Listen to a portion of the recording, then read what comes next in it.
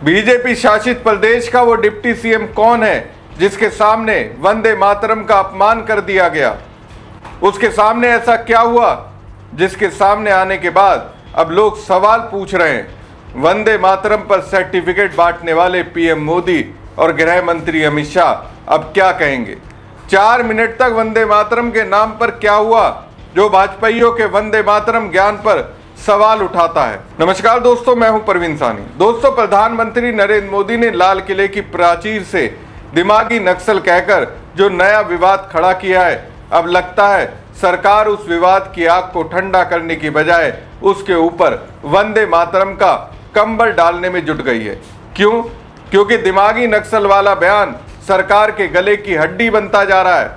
सवाल उठ रहे हैं, विरोध हो रहे हैं, बहस हो रही है और सरकार को जवाब देना पड़ रहा है।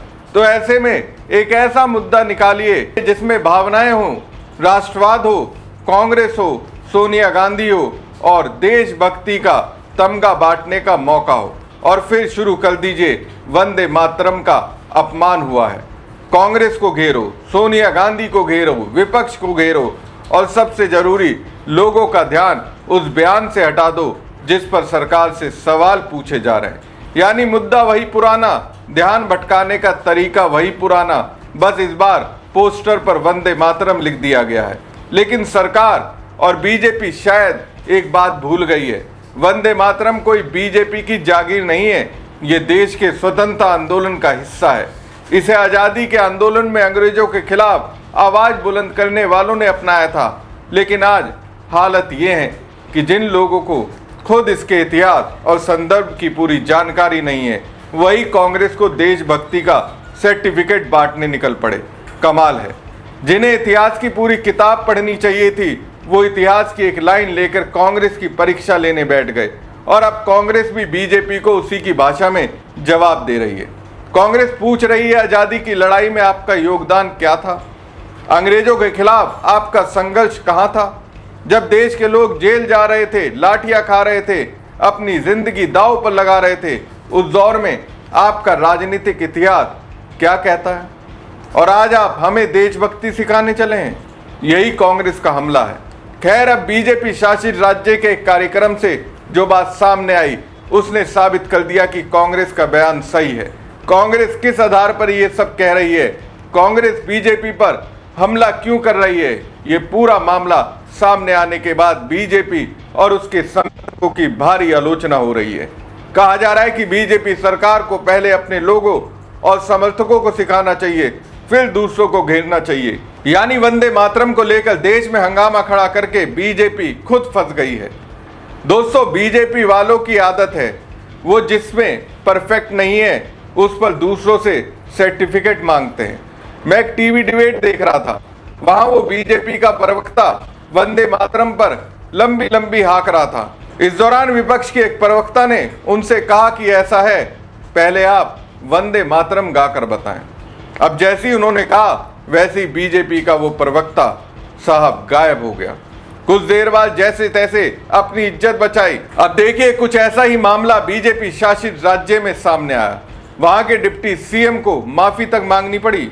दोस्तों, ये बीजेपी शासित राज्य महाराष्ट्र है। यहाँ थाड़े में आयोजित एक सरकारी कार्यक्रम में वंदे मातरम की जगह अचानक लता मंगेशकर का एक गीत बजने लगा। जी हाँ दोस्तों, सही सुना आपने, लता मंगेशकर की आवाज में वंदे मातरम गीत बजने लगा। उप मुख्यमंत्री एकनाथ शिंदे समेत कई लोग मौजूद थे। गीत बजते ही कुछ पल के लिए कार्यक्रम का माहौल असहज हो गया। हालांकि किसी ने बीच में हस्तक्षेप नहीं किया और मंच से लेकर सभा में मौजूद लोगों तक सभी अपनी जगह पर खड़े रहे। करीब 4 मिनट तक लता मंगेशकर का गीत चलता रहा और लोग उसके खत्म होने का इंतजार करते रहे। इस दौरान एकनाथ शिंदे के चेहरे के भावों से भी लगा कि उन्हें कार्यक्रम के तय क्रम में हुई गड़बड़ी का एहसास हो गया था। बताया जा रहा है कि वंदे मातरम के लिए पहले से तैयारी की गई थी, लेकिन तकनीकी और संचालन संबंधी गलती के कारण उसकी जगह दूसरा गीत बज गया। करीब 4 मिनट बाद यह गीत खत्म हुआ, जिसके बाद कार्यक्रम को निर्धारित तरीके से आगे बढ़ाया गया। घटना के बाद एकनाथ शिंदे ने मंच से इस चूक के लिए माफी मांगी। उन्होंने संबंधित अधिकारियों और आलोचकों को भविष्य में ऐसी गलती दोबारा ना होने की हिदायत भी दी। हालांकि इस मामले ने कार्यक्रम में तकनीकी व्यवस्था और संचालन की सावधानी को लेकर सवाल खड़े कर दिए। अब देखिए, बीजेपी की सरकार की ओर से बनाए गए कानून के मुताबिक बीजेपी शासित प्रदेश की सरकार ही नहीं चला पा रही है। वंदे मातरम गाने की घोषणा की गई और सभी लोग खड़े हो गए। इस दौरान स्पीकर पर वंदे मातरम बजने लगा, लेकिन ये वंदे मातरम का असली रूप नहीं था। यानी ये वो वंदे मातरम नहीं था जिसके लिए लड़ाई चल रही है, जिसके लिए बीजेपी कांग्रेस को घेर रही है। बीजेपी कांग्रेस पर इसका अपमान करने का आरोप लगा रही है। कार्यक्रम में जो वंदे मातरम बजाया गया वो भारत रत्न लता मंगेशकर के एल्बम का गाना था और इसके बोल भी वंदे मातरम थे, जिसे लता मंगेशकर ने अनिल कपूर और माधुरी दीक्षित की फिल्म पुकार में गाया था। बॉलीवुड गाना होने के बावजूद सभी लोग खड़े रहे। गाना 4 मिनट लंबा था और पूरी सभा शांति से खड़ी दिखी। डिप्टी सीएम एकनाथ शिंदे को भी पता चला, तो वो भी आखिरी में। आलोचक बीजेपी पर आरोप लगा रहे हैं कि पहले वो खुद सही तरीके से वंदे मातरम गाना सीखें और असली वंदे मातरम को जाने और किस वंदे मातरम के लिए आप ये लड़ाई लड़ रहे हैं। हालांकि जब एकनाथ शिंदे को डर लगा कि यह घटना विवाद खड़ा कर सकती है, तो उन्होंने अपने भाषण की शुरुआत करते ही इस गलती के लिए माफी मांगी। हालांकि एकनाथ शिंदे ने यह भी कहा कि राष्ट्रगान या किसी देशभक्ति कार्यक्रम में ऐसी गलती नहीं होनी चाहिए। तो फिर सवाल एकनाथ शिंदे से पूछा जा रहा है कि फिर उन्होंने ये गलती क्यों की।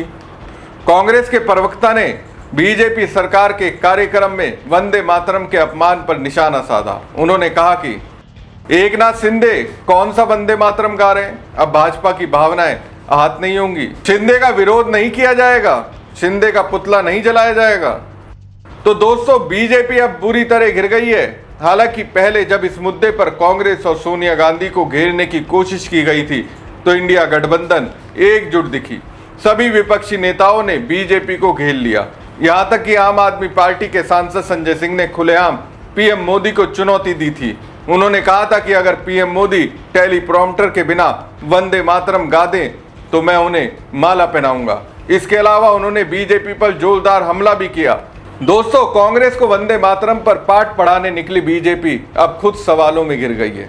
महाराष्ट्र के सरकारी कार्यक्रम में 4 मिनट तक वंदे मातरम की जगह दूसरा गीत बज रहा था और डिप्टी सीएम एकनाथ शिंदे को माफी मांगनी पड़ी। अब सवाल सीधा है, जो बीजेपी कांग्रेस से वंदे मातरम के सम्मान का हिसाब मांग रही थी, वो अपने ही कार्यक्रम में हुई इस चूक का हिसाब कब देगी। पहले अपने लोगों को वंदे मातरम का सही इतिहास और सही रूप समझाए, फिर दूसरों को देशभक्ति का सर्टिफिकेट बांटे, क्योंकि वो ही सबसे पहले वंदे मातरम पर राजनीति करने निकले थे, लेकिन अब खुद ही गिरते नजर आ रहे हैं। आपको हमारी खबर कैसी लगी कमेंट बॉक्स में कमेंट करके जरूर बताएं। साथ ही पेज को लाइक और खबर को ज्यादा से ज्यादा शेयर कीजिएगा। धन्यवाद।